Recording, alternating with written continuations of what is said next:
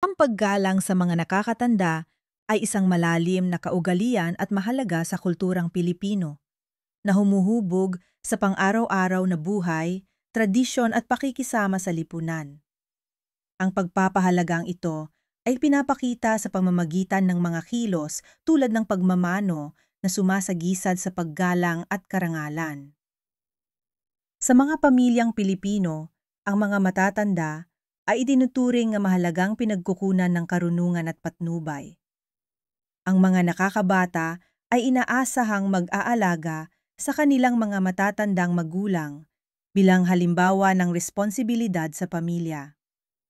Samantala, mayroon din ng mga Pilipino na masasabing kulang sa gabay ng magulang dahil sa matinding kamangmangan at nauunahan ng kayabangan dahil sa kanilang mataas na katayuan sa lipunan.